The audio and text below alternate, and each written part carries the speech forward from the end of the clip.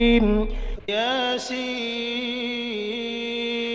والقرآن الحكيم إنك لمن المرسلين على صراط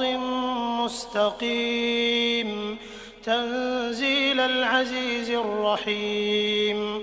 لتنذر قوما ما أنذر آباؤهم فهم غافلون لقد حق القول على أكثرهم فهم لا يؤمنون إنا جعلنا في أعناقهم أغلالا فهي إلى الأذقان فهم مقمحون وجعلنا من بين أيديهم سدا ومن خلفهم سدا فأغشيناهم فهم لا يبصرون وسواء عليهم